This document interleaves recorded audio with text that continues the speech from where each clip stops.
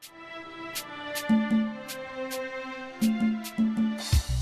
maladie, stop hépatite, stop maladie, stop hépatite, stop maladie, stop hépatite, stop maladie, stop hépatite.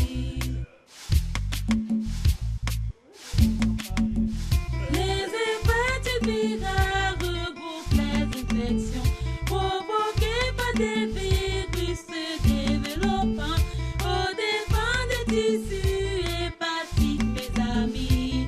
Yeah.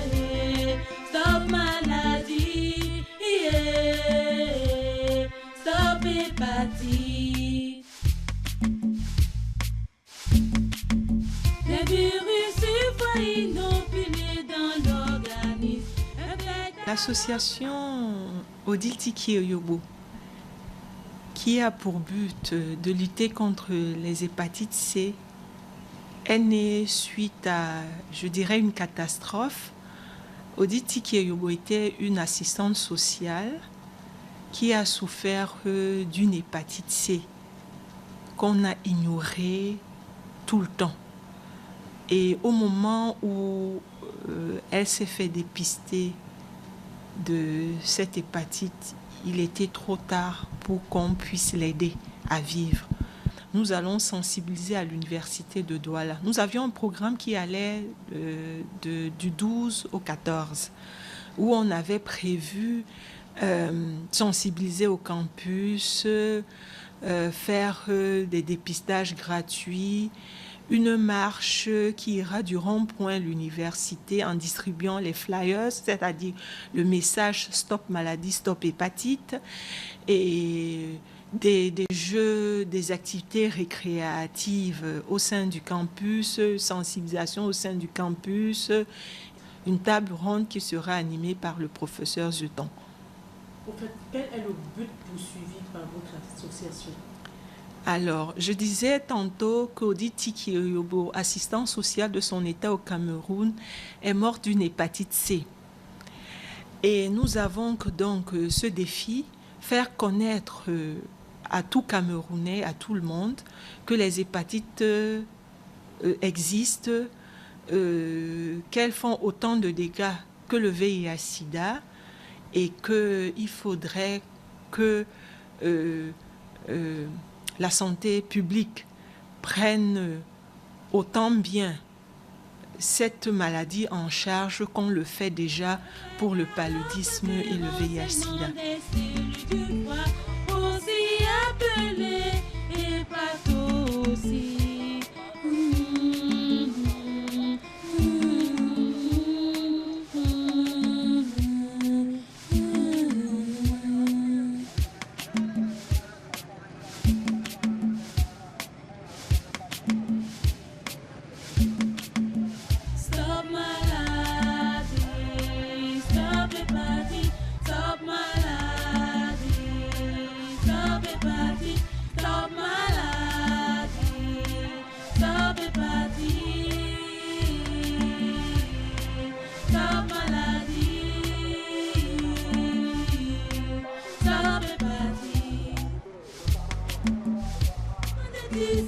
Stop maladie, stop hépatite, nous avons voulu le véhiculer par les étudiants au sein du campus universitaire. Les hépatites virales atteignent les jeunes et très souvent ces jeunes sont victimes du cancer du foie. Parce que me l'a bien expliqué le professeur Mouesso, un cancérologue, que la plupart des jeunes qui meurent suite au cancer, ils ont été victimes d'une hépatite virale B. Nous avons voulu marcher avec les étudiants pour leur faire comprendre qu'il y a une maladie. Les hépatites existent aussi qu'existe le VIH-Sida. Et autant ils font attention virus du VIH-Sida, autant ils devraient apprendre que les hépatites virales existent et font pas mal de dégâts. Maladie, yeah. Stop hépatite. Je suis active, membre actif, je suis trésorière de l'association. Et si nous sommes venus au campus, c'est justement pour sensibiliser les jeunes qui ignorent cette maladie et pour dire aux jeunes que la maladie existe, elle est silencieuse, elle est insigneuse et qu'elle fait des ravages. Parce que ma mère qui est morte de cette hépatite, il a fallu 15 ans pour mourir. Si on avait détecté plus tôt, on l'aurait sauvée. Mais elle est morte en France et l'arrivée en France, elle n'avait même plus un petit bout de foie. Il était trop tard. Et aujourd'hui, on pense que cette maladie à bras le corps parce que tous ensemble, on pourra la vaincre, comme d'autres maladies. Vous savez, plusieurs personnes souffrent aujourd'hui à cause du manque d'information. Et l'information, c'est une guérison en quelque sorte de l'incrédulité et de l'ignorance que nous vivons dans les universités. Nous avons rencontré certains étudiants, parmi lesquels il y en a certains qui sont atteints de l'hépatite. Et tout à l'heure, nous avons une projection avec le professeur Zeton à l'amphi 681 de l'université de Douala, campus 1. Précisément l'amphi du professeur Foulon. Ainsi, nous aurons une projection en ce qui concerne l'hépatite proprement dite. Préférentiellement les cellules du foie, aussi appelées hépatocite. L'hépatite, on serait tenté de dire que c'est une infection du foie, mais il faut dire qu'il y a des hépatites qui sont dues à des choses qui ne sont pas microbiennes. Donc c'est un problème relativement compliqué. Disons qu'il y a des hépatites qui sont dues à des microbes, d'autres qui sont dues à des toxiques, des médicaments, etc. Mais ce qui est plus important, ce sont les hépatites microbiennes. Ça peut être des bactéries, des parasites ou des virus. En général, on a tendance à se focaliser sur les hépatites virales parce que c'est celles qui nous posent le plus de problèmes en termes d'évolution. Et donc, dans les hépatites virales, il y a les hépatites A, B, C, D, etc., qui dépendent simplement du moment où on les a découvertes. Voilà en gros ce que c'est que les hépatites. Alors ces hépatites sont dues donc à des virus. Le A, B, C détermine le nom du virus qui est responsable.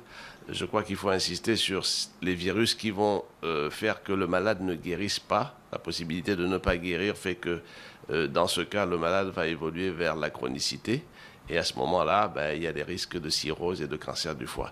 Et donc, ces virus responsables de ces évolutions souvent mortelles, c'est le virus B et le virus C.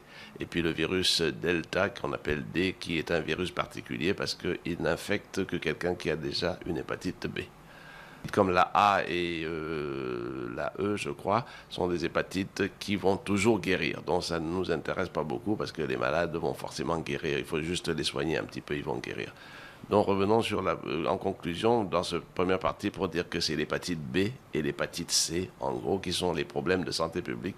Et nous avons énormément de problèmes avec ça au niveau de notre pays. Quand vous entrez dans l'hépatite, ce qu'on appelle la phase aiguë de la maladie, le problème c'est que 70% des malades n'ont aucun symptôme.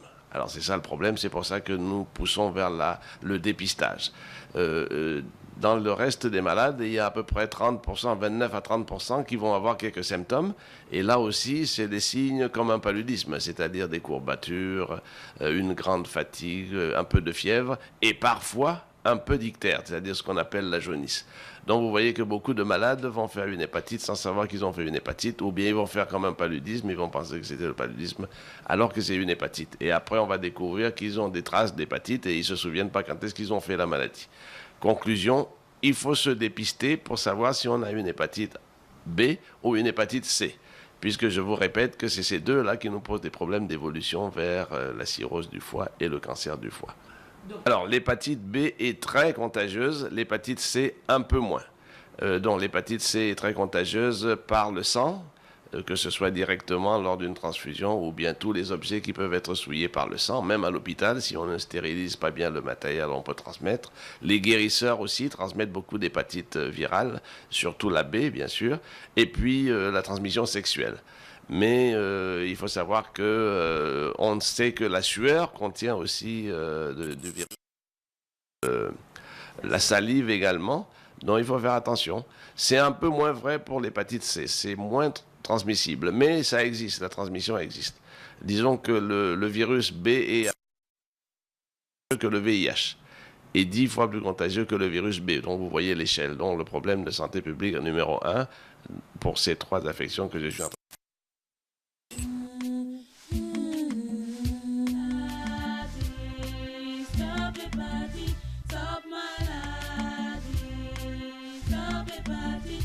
On parle beaucoup de sida, oui, c'est vrai.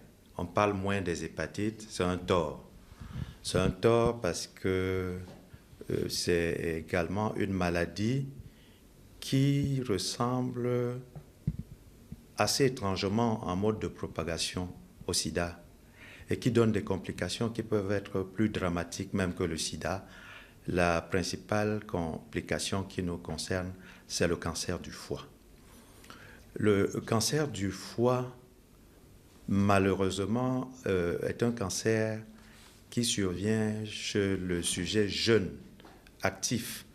Et cela pose un problème par rapport à la santé publique d'un pays, parce qu'il est pratiquement mortel à 100%, hormis quelques cas qui ont évolué dans le bon sens, mais vraiment c'est des cas extrêmes.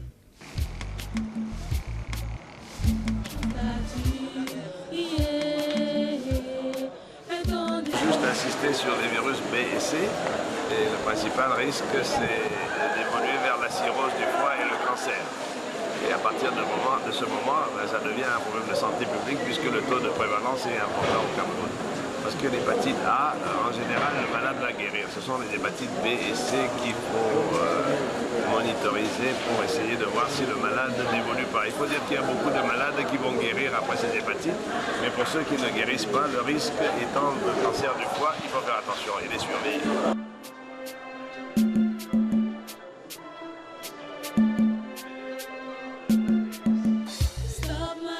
Le Centre Pasteur, qui a un petit laboratoire sur place à Douala, je ne sais pas s'ils font déjà les vaccinations sur place. Lorsqu'ils font des vaccins en vrac, celui qui coûte 8 000, je pense que c'est le vaccin à dose unique. Mais lorsqu'on vaccine en vrac, il coûte encore dans les 3 000 francs, 4 000 francs. En fait, il suffit d'aller à la bonne porte. Vous savez, chez nous, chacun fait à sa façon. Ceux qu'on a dépistés bien négatifs, j'espère que vous allez nous accueillir. Ça ne sert à rien. Et le danger, c'est que le gars qui est vacciné comme ça pense qu'il est vacciné et qu'il ne risque rien. Et donc, on va le retrouver après 10 à 15 ans, 20 ans avec un cancer du foie. C'est ça le danger. Merci. Partagez le message. Vous peut servir à vous et à tous ceux qui sont autour de vous.